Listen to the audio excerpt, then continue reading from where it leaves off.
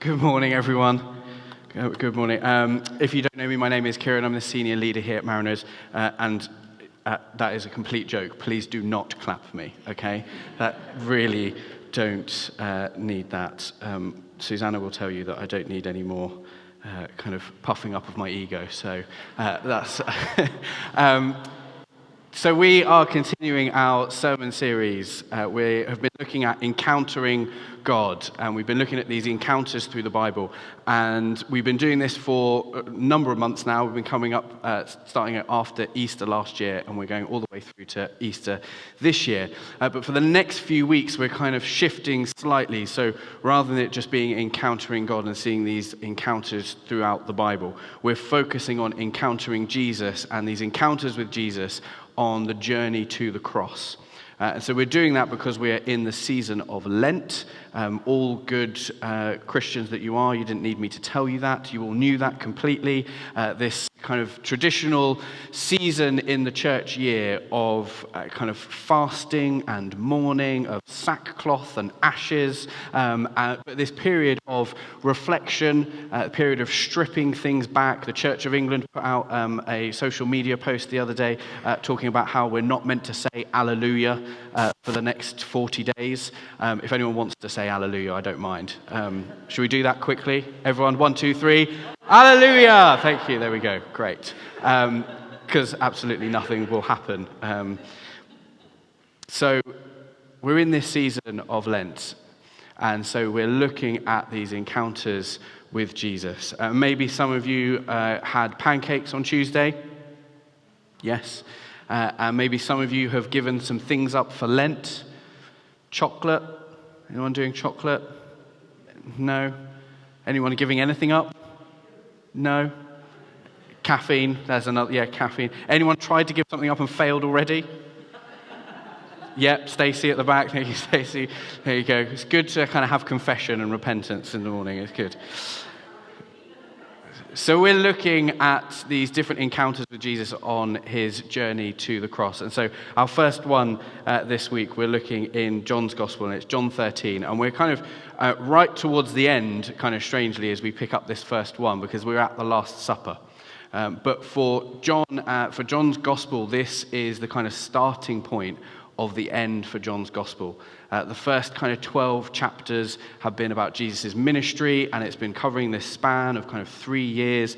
And then we get to chapter 13 and this turning point as we turn towards the journey to the cross, these last few kind of hours and moments. And so time really condenses. We've spent 3 years in the first 12 chapters, and in these next few verses, next few chapters, we're talking a matter of hours.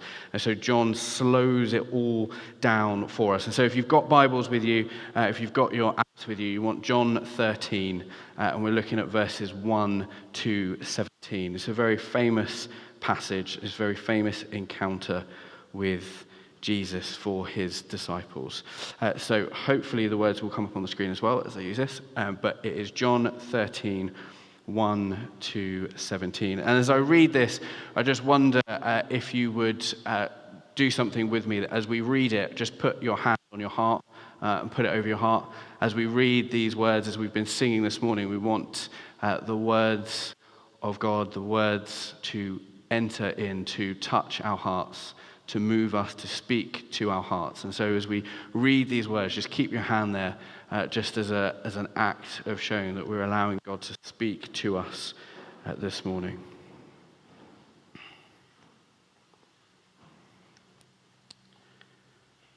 It was just before the Passover festival. Jesus knew that the hour had come for him to leave this world and go to the Father. Having loved his own who were in the world, he loved them to the end. The evening meal was in progress, and the devil had already prompted Judas, the son of Simon Iscariot, to betray Jesus. Jesus knew that the Father had put all things under his power, and that he had come from God and was returning to God. So, he got up from the meal, took off his outer clothing, and wrapped a towel round his waist. After that, he poured water into a basin and began to wash his disciples' feet, drying them with the towel that was wrapped round him.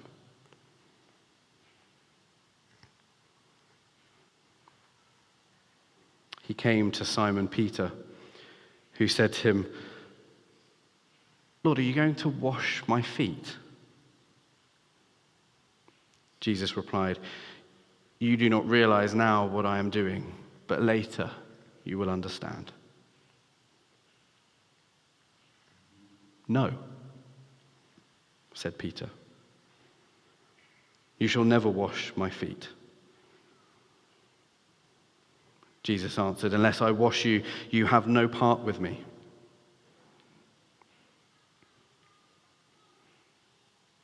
"Then, Lord," Simon Peter replied, "not just my feet, but my hands and my head as well." Jesus answered, "Those who have had a bath need only to wash their feet. Their whole body is clean, and you are clean, though not every one of you." For he knew who was going to betray him, and that was why he said not everyone was clean.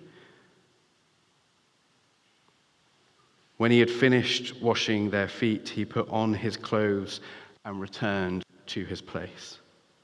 "Do you understand what I have done for you?" he asked them. "You call me teacher and Lord, and rightly so, for that is what I am. Now that I, your Lord and teacher, have washed your feet, you also should wash one another's feet. I have set you an example that you should do as I have done for you. Very truly, I tell you, no servant is greater than his master, nor is a messenger greater than the one who has sent him. Now that you know these things, you will be blessed if you do them."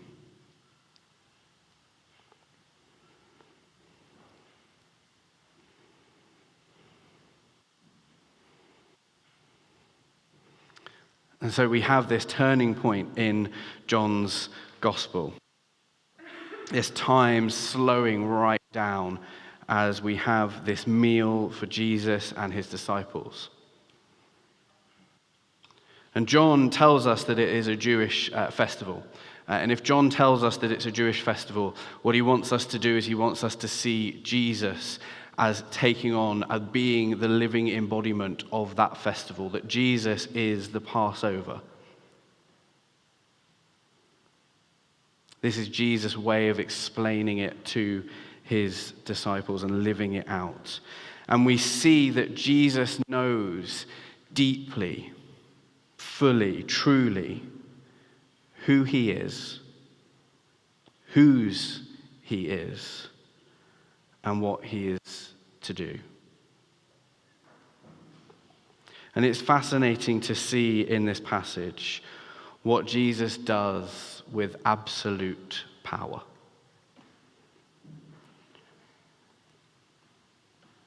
Jesus knew that the Father had put all things under his power, that he had come from God and was returning to God. I'm sure you have all seen, and we cannot fail to have seen, that there has been a lot going on with leaders in politics in the world.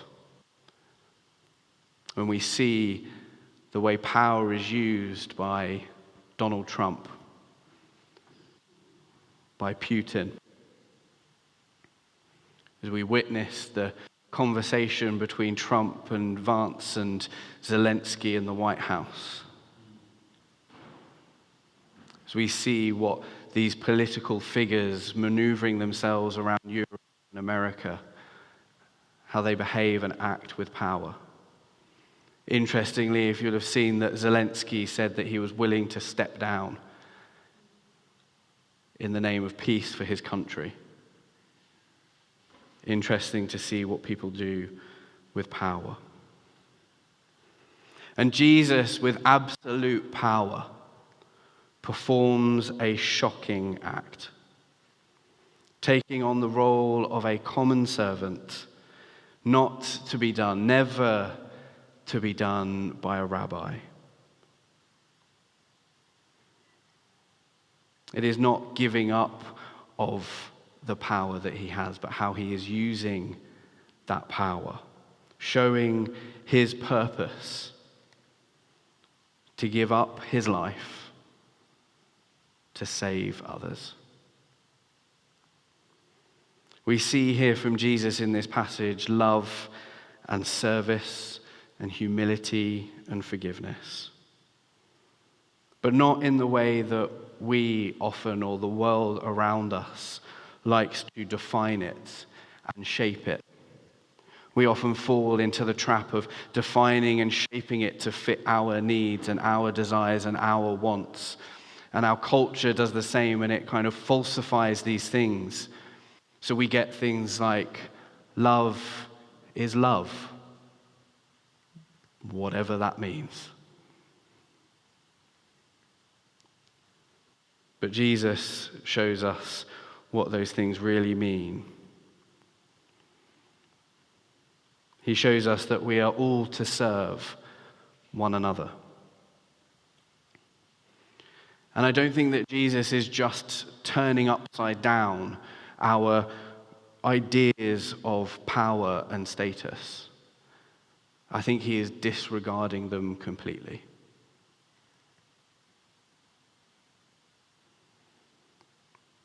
We will often have ideas of what those things like love and service and humility and forgiveness look like, but they are always going through the lens of our false self, of our self-preservation, of our self-protection.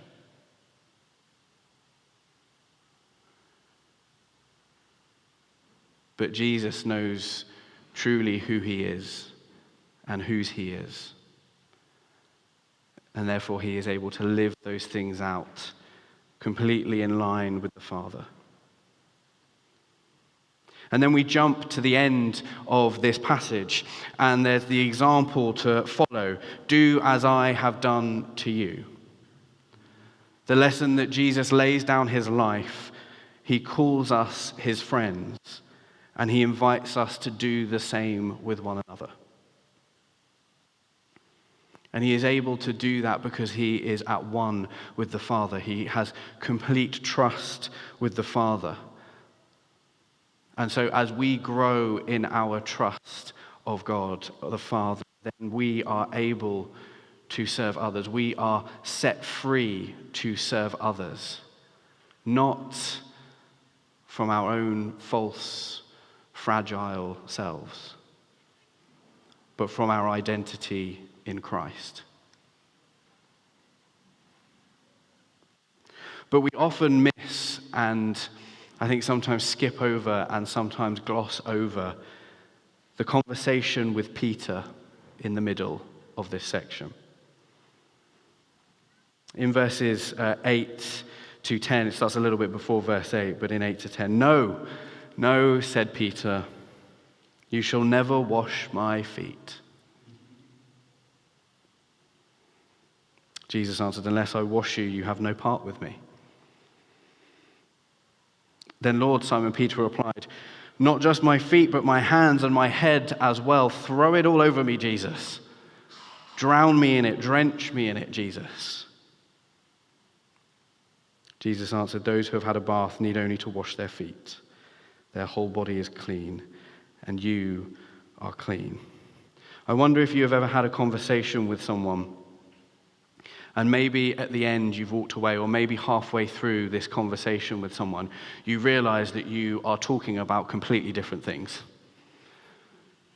Complete misunderstanding with one another.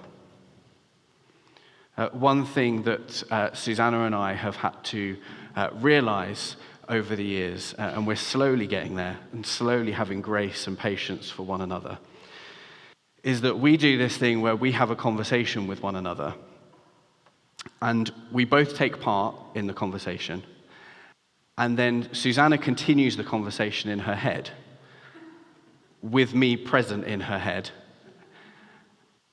and then I'll join back in with the conversation a few minutes later, and we get these situations like we may be in the car, for example, and we'll be talking. We might be talking about the kids, and say something about, can you remember Raphael's got guitar on Friday, so we need to make sure that we we've got his guitar with us tomorrow. We need to make sure that we take that in. I go, oh, yeah. And Ezekiel's really enjoying like something at school at the moment. He came back and said how fun it was and how much he's enjoying it. Oh, that is great. It's brilliant. And we'll be talking about that. And then 30 seconds will go past and we'll be in silence.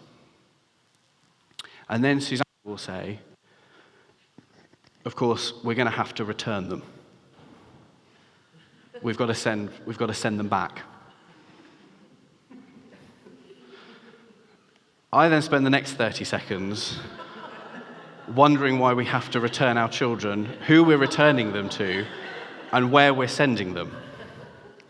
What I haven't realized is that in those 30 seconds, we drove past a number of roads. And on one of those roads was a post office. And we had some packages at home that needed to be sent back. And Susanna has seen the post office, and she remembers about the packages at home. And so she's telling me that we need to remember to return those packages back to wherever we needed to send them to. And after a little while of working this out, of me wondering what is going on, and Susanna then wondering why I would think that our children need to be returned anywhere, and how I could possibly come to that conclusion, we understand each other and we work it out. And we always do that in complete peace and harmony and kind of it with one accord. Let people understand. Maybe you've had conversations like that with people, or maybe you've had conversations where you just realize at the end that we're on two different planes. We're completely talking about different things, and we are completely misunderstanding what's going on. And there is something of that in this passage here where Peter is talking with Jesus. Peter is talking about the thing that he sees in front of him, the act in front of him, the physical thing, the natural thing that he can see. That is what he can see, and that is what he is talking about. And what he doesn't realize, what he doesn't get, is that Jesus is talking about the supernatural. He is talking about the theological implication of what this act represents, what this act shows, and what Jesus is doing. And so Peter is on a completely different level to what Jesus is talking about. Jesus is using the language of a bath. And this is similar to the common practice where people would bathe before they had a meal. And so they would wash themselves and before they had this meal, but also where the Jewish practice of this ritual washing, it was known as the mikveh, and they would do this ritual washing, and that kind of practice fed into and was adapted by Christians, which formed baptism, and where we get these ideas of baptism coming through in the early church. And so he's talking about this once-for-all baptism, this once-and-for-all gift and act of salvation that he provides, that Jesus provides. And so he's talking about that when he's talking about this language of a bath. And so we have Peter, wonderful Peter, wonderful, cringy Peter. I don't know if you know what kind of disciple with Jesus you would be. I know for certain I would not be Peter. I would be the disciple that would be sat there going so many times, oh, Peter, could you shut up? Like, just, Jesus has said something, let's just go home, let's internalize it, work out like what we need to do about it, get ourselves all anxious, and then, Jesus will make it all right. Peter doesn't do that. Peter just goes full force, full on, and just says it. Whatever's in his head just comes straight out. Peter is clearly an external processor, and he just goes with it. And he is ready to jump in, straight in. He loves the grand gesture, does Peter.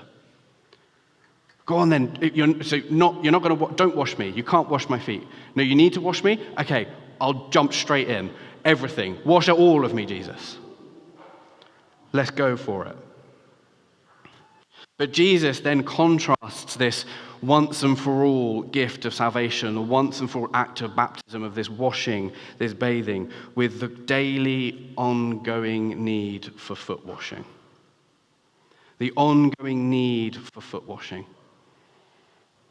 Our eldest, Ezekiel, plays football, and he has training once a week, and he has matches once a week. Over the last few weeks and months, with the kind of rain that we've had, not a practice or a match goes by where he doesn't come back caked in mud. Just mud, head to toes, just covered in mud. And so usually we kind of get home and we're like, don't touch anything in the car, like put your legs down, just sit nice and still. And then we get in and you're like, go upstairs and go and wash. Just don't touch the walls, don't touch anything. We have handprints over the bathroom walls and you think, why have you put your hand on the bathroom walls? And we tend to just go upstairs, go and wash, go and do it. And a couple of weeks ago, he kind of got home and he had mud all over and he's all kind of dried on, caked on his legs and everything. And I said, go upstairs, go and shower, go and wash. And so he went upstairs and he showered and he washed and he came downstairs and his hair was wet and he'd got into clean clothes and he sat there and he had shorts on. And as I looked, all the mud was still there. And I thought, how have you got in? You've clearly washed and showered, you've clearly got under the water, and yet there is mud all over your knees, all over your legs. And I thought, I don't quite know how this has happened, but you need to go back and go and wash yourself again. And so he went upstairs and went and washed. And I think that there's this aspect where we see this, what Jesus is saying about this washing, this bathing. He's not talking about this once and for all gift, that if you have received it, you are clean. If you have been baptized, you are baptized. If you've received the gift of salvation, you have received the gift of salvation. You have been made clean. There isn't any more mud on you. That has been washed off once and for all. You don't need to do that again. But what he's talking about is the daily, ongoing foot washing. Ian Paul says this: unless we allow Jesus to wash our feet, we cannot wash the feet of others. Christian discipleship is not simply about being nice to others and caring for them. Important though that is, it is, in the first instance, about allowing Jesus to serve us and wash our feet, giving us the spiritual provision we need day by day, above and beyond the service he gives in offering his life for our salvation. We cannot pray without his empowering us in prayer. We cannot grow in holiness without his forming holiness in us. We cannot lead others to faith without the working of his Spirit. We cannot serve others without the service he offers to us first. Unless we allow Jesus to wash our feet, we cannot wash the feet of others. We have to allow Jesus to wash our feet. Interesting, that language that Ian Paul uses, to serve us. We have to allow and accept Jesus to serve us in giving us the spiritual provision that we need day by day. That is the invitation here from Jesus. To fill us, to equip us, to provide all that we need. A few weeks ago, Elsa talked about the passage in Joshua where they are encouraged, they're commanded to take off their sandals because they are standing on holy ground. They're invited to enter into God's presence. The echoes of Moses at the burning bush where he is asked to take off his sandals for your standing on holy ground. The invitation from Jesus here to the disciples and to each and every one of us is to take off our shoes because we are standing on the holy ground of his presence. To take off our shoes and to welcome him to wash our feet. Allow him to fill you, to equip you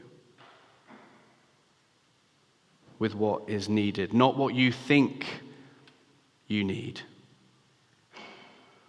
but what Jesus knows you need.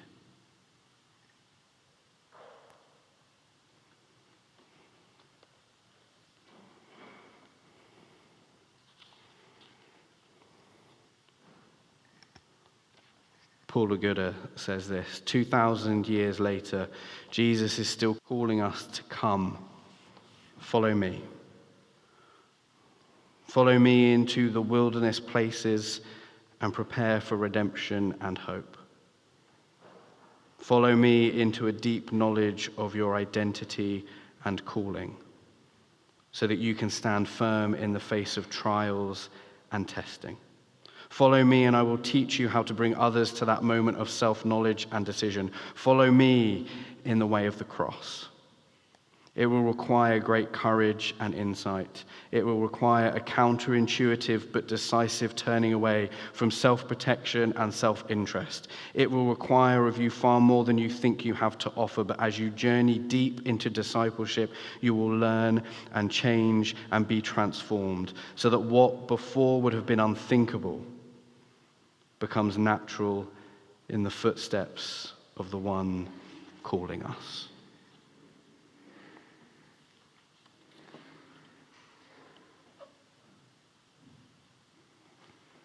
Beginning of John's Gospel, John the Baptist says, "He must increase, but I must decrease."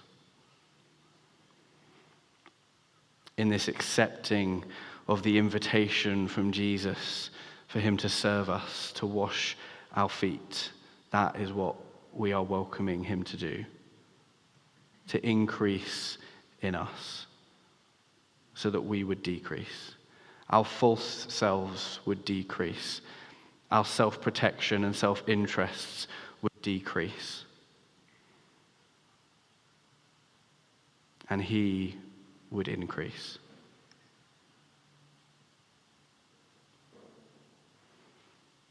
He would increase.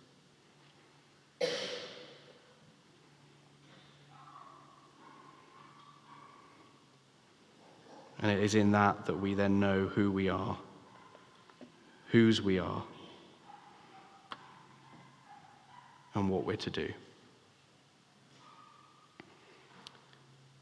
And it can be easy to talk about, easy to speak about. But I want to finish this morning with a response that I'm going to encourage each of us to do, if you feel able, if you feel comfortable. We're going to play a song. We're going to play a piece of worship music. As we do, I've got up the front here, seen as it is Lent, and we've started Lent this week, started on Wednesday with Ash Wednesday. I've got some ash up the front here. And I'm going to encourage you that as the song plays, you might want to come up at the beginning, you might want to come up in the middle, take whatever time you need, come when you feel able, when you feel willing, when you feel that pull from Jesus, that welcome to come up to the front. Take a little bit of ash, and there's also some baby wipes. And so what you're going to do is you're going to take a baby wipe, and you're going to put a little bit of ash on your hand. And you could put it on the back, you could just put it on on your fingertips, put it on the palms. Take a baby wipe and come back to your seat. And as you do, start to wipe those ashes off. Wipe your hands clean. As a symbolic act of the supernatural. As you do that, you may want to just say that phrase, that he must increase and I must decrease. As those ashes get washed away, you decreasing and welcoming Jesus to increase, to serve you, to wash your feet. A few things to note: that ashes are very messy. So you only need the tiniest amount. Otherwise, you'll need to take the entire pack of baby wipes to get it off. So you just need a small little bit. Just dip your finger in and put it on you and take a baby wipe. As you do, welcome Jesus to wash your feet. Ask him to spiritually provide, to equip you and to fill you with his presence, with his love, and with his goodness.